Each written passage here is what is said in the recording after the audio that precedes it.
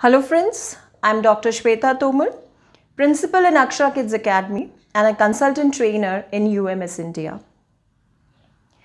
Today we'll talk about inspired living. Inspired living is a big term. It includes so many things into it. It includes motivation. It includes reduction of stress.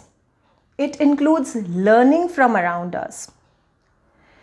Before I start inspired living एक छोटी सी बात जो मन में आ रही है that I am going to share with you. जब कोई भी व्यक्ति हमको, यदि हम लड़की हैं तो हमें कहे कि तुम लड़की हो और लड़का है तो हमें कहे लड़का हो, तो हम उसको ज़्यादा रिएक्ट नहीं करते. We don't react because we know I am a girl and he is saying I am a girl. यदि हम बॉय हैं, if he saying you are a boy, तो हम फिर भी रिएक्ट नहीं करेंगे. लेकिन यदि कोई हमको कहे कि तुम बहुत ब्यूटीफुल हो, तो हमारे इमोशंस अप हो जाते हैं. सिमिलरली यदि कोई हमें कहे कि तुम अच्छे नहीं लग रहे हो, या तुम में ये कमी है, ये डिफॉर्मिटीज़ हैं, तो हमें बुरा लगता है. तो ये जो वेरिएशन है हमारे इमोशंस में, कभी हमें अच्छा लगता है, कभी हमें बुरा लगता है, ये वेरिएशन हमें स्ट्रेस क्रिएट करता है. दिस मीन्स कि anybody, any situation, any event हमें या तो बहुत अप कर सकता है या बहुत डाउन कर सकता है. मीन्स हमें स्ट्रेसफुल कर सकता है या हमें डी स्ट्रेस कर सकता है.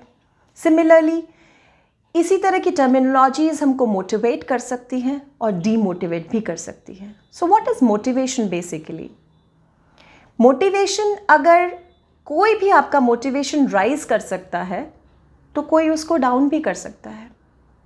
दैट मीन्स कि ये बहुत ज़्यादा फ्लक्चुएटिंग है and it depends on the outer factors. ऐसा क्यों है कि हम मोटिवेटेड और डीमोटिवेटेड फील करते हैं? It is only and only because we are not clear about ourselves. हमें क्लियरिटी ही नहीं है कि what we want. हमें क्लियरिटी ही नहीं है कि हम basically as a human being हम क्या हैं. We are having lack of confidence. जब क्लियरिटी नहीं होगी, कॉन्फिडेंस नहीं होगा, तो any situation anybody can motivate you or demotivate you. Take for example, यदि आप एक लाइटेड कमरे में वॉक करते हैं तो आप इजीली वॉक कर लेंगे. आपको समझ आएगा कहाँ क्या चीज़ है and you can walk easily. But if you will walk in a dark room, तो क्या होगा? आप हड़बड़ा के चलेंगे, आपके पैर लड़खड़ाएंगे, यू विल हैव फियर. आपको कुछ भी दिखाई नहीं देगा और आप अंधेरे में कुछ टटोलते हुए चलेंगे. So life is about that. जब हमें क्लियरिटी नहीं होगी तो हम हमेशा लड़खड़ाते हुए चलेंगे, और जब हम लड़खड़ाते हैं तो हम कई बार इतने स्ट्रेस और इतने नर्वसनेस में आ जाते हैं कि हम खुद पर ही अटैक करते हैं. इधर वी अटैक इमोशनली और वी अटैक फिजिकली. या तो हम खुद को गलत समझना शुरू कर देते हैं, एक्सट्रीम केसेस में हम खुद को हर्ट करते हैं. यदि हम खुद को हर्ट करेंगे तो क्या लाइफ बहुत ब्यूटीफुल होगी? हमारे आसपास रहने वालों की भी ब्यूटीफुल होगी? नो. टेक फॉर एग्जाम्पल एक छोटी सी एंट. यदि आप उसको पकड़ेंगे तो वो क्या करेगी? क्या वो ये कहेगी कि आ जाओ पकड़ लो और मुझको मार दो? It's not. वो सर्वाइव करने की कोशिश करेगी, वो आपको काटेगी, वो खुद को बचाने की कोशिश करेगी, क्योंकि उसमें लिविंग इंस्टिंक्ट है, क्योंकि वो जानती है कि मेरी लाइफ कितनी प्रीशियस है. तो व्हाई नॉट ह्यूमन बीइंग्स? हम इतने इंटेलेक्चुअली डेवलप्ड ह्यूमन बीइंग्स और अपनी लाइफ को वेस्ट समझते हैं, और कोई भी सिचुएशन या कोई भी पर्सन उसको ओवरलैप कर सकता है और हम खुद को नहीं बचा पाते. हम स्ट्रेस में आ जाते हैं, हम बहुत सारे गलत कदम उठा लेते हैं. जब एक छोटा सा जीव अपनी लाइफ को डील करना जानता है, तो हाईली केपेबल इंटेलेक्चुअल बीइंग्स अपनी लाइफ को डील करना क्यों नहीं जानते? बिकॉज हमें जो भी एजुकेशन दी जा रही है, that education is given on subjects, और that education is given on our brain, not on our mind. हमारे माइंड को टच नहीं कर रही है, हमारे ब्रेन को टच कर रही है। हमें सब्जेक्ट स्पेसिफिक एजुकेशन दी जा रही है ताकि हम बेसिक किसी सब्जेक्ट में एक टेक्निकली फिट ह्यूमन बींग्स बन पाएँ। लेकिन क्या हम ह्यूमन बींग्स बन पा रहे हैं? That is lacking.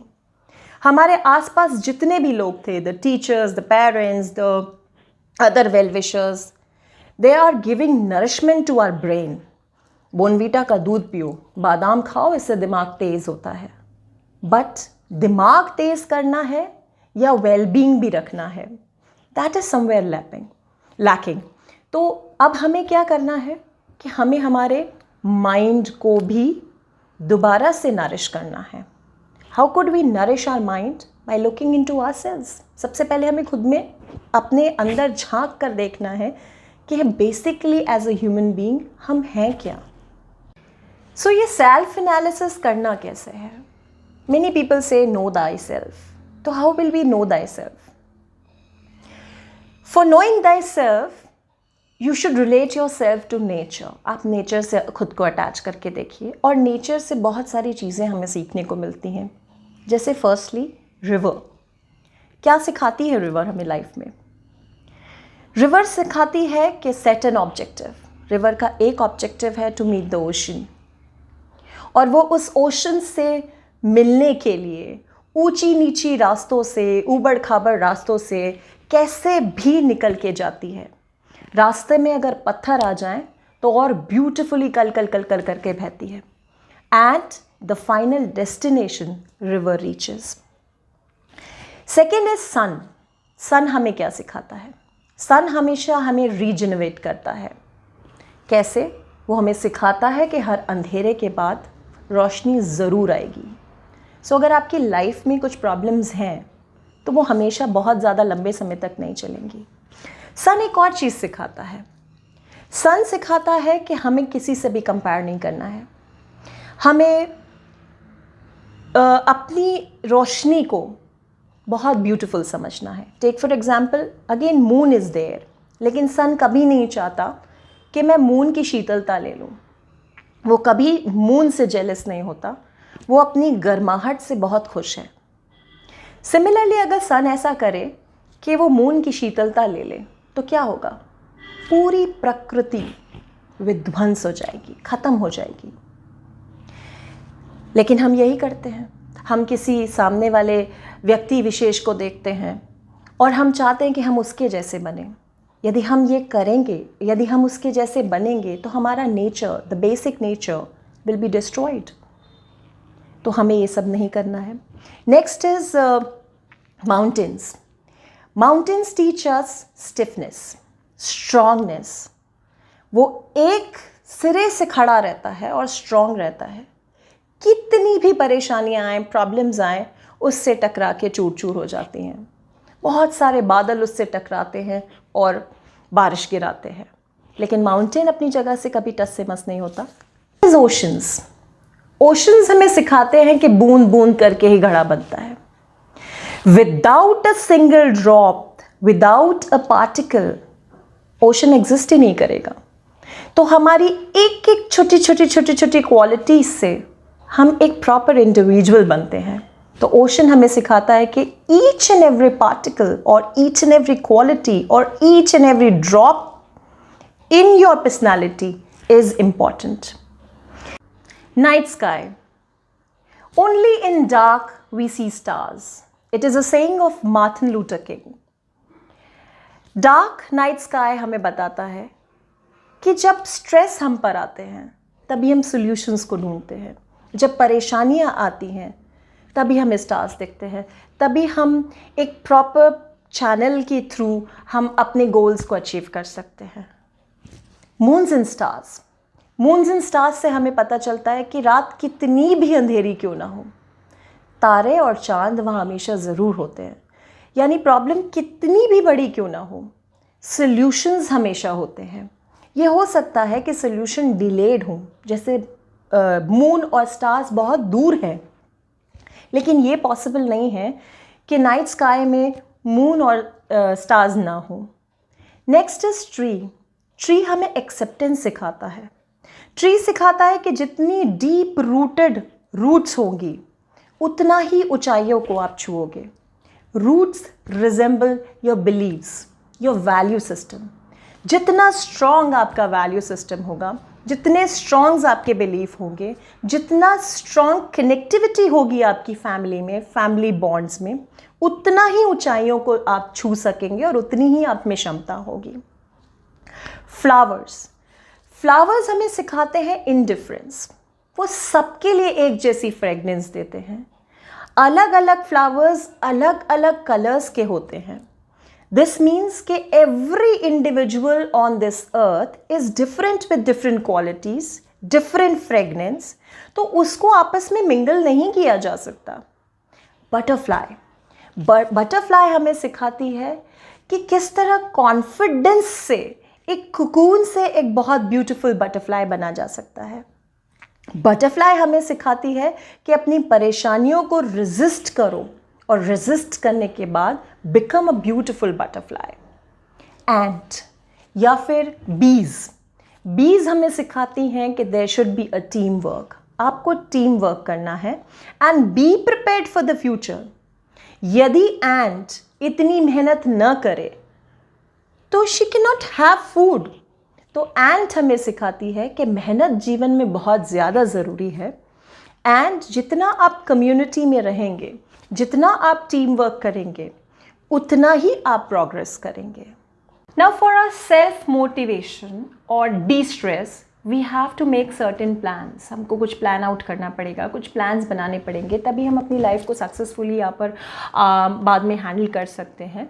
And for that what we can do, we can firstly frame a life chart. हमको एक लाइफ चार्ट बनाना है, life chart related to our life, my own life, और उसमें हम लोगों को कुछ स्टेप्स रखने पड़ेंगे। कुछ 6-7 स्टेप्स हैं जो आपको फॉलो करने पड़ेंगे जिससे आप लाइफ चार्ट बना सकते हैं। तो पहला स्टेप जो है that is what were the major decisions of my life. मेरी लाइफ के मेजर डिसीजंस क्या थे, उसका आउटकम क्या रहा, क्या रिजल्ट्स आए, एंड मोस्ट इम्पॉर्टेंट वो रिजल्ट्स कितने दिन में फ्रूटिफाई हुए, वो रिजल्ट्स कितने दिन में आए, how much time it took. क्योंकि इट इज़ वेरी इंपॉर्टेंट कि हम नोट डाउन करें कि एक फ्रूट को भी राइप होने में टाइम लगता है, तो मेरे रिजल्ट्स आने में भी टाइम लगेगा। My decisions of life, the outcome, and at what time. Second is what are my achievements. मेरे अचीवमेंट्स क्या हैं लाइफ के। सारे अचीवमेंट्स को रिकॉर्ड डाउन कीजिए और आप एनालाइज कीजिए कि आपकी लाइफ के अचीवमेंट्स क्या हैं। Third point is what you are good at. आप किन चीज़ों में अच्छे हैं, आपकी स्ट्रेंथ्स क्या हैं, आपकी क्वालिटीज़ क्या हैं, what are you good at. You jot down all your strengths and your qualities. Next is what are your failures. आप कब और कहाँ फेल हुए। फेल होने का मतलब ये नहीं होता कि आप फेल हुए, मे बी आपको ये लगा कि आप फेल हुए, बट उस फेलियर के लॉन्ग टर्म जो रिजल्ट्स होते हैं, रिपरकशंस आते हैं, वो कई बार बहुत अच्छे आते हैं। तो but still find out what are your failing points, आप कहाँ फेल हुए। Next is the happiness moments. आपकी लाइफ में बहुत ज़्यादा हैप्पीनेस मोमेंट्स कौन से थे, आप कब बहुत ज़्यादा खुश हुए, पीसफुल महसूस किया। Next point is when you feel a setback. आपको कब लो डाउन फील हुआ, कब आपको लगा कि आज आपको अच्छा नहीं लग रहा है, you are feeling stressed, you are feeling nervous, आपको कुछ प्रॉब्लम्स हो रही हैं, आपको कुछ इश्यूज आ रहे हैं। कब आपकी लाइफ में ऐसा मोमेंट आया जब आपको you have a lost moments actually. And then last but not least what were the U turns of your life.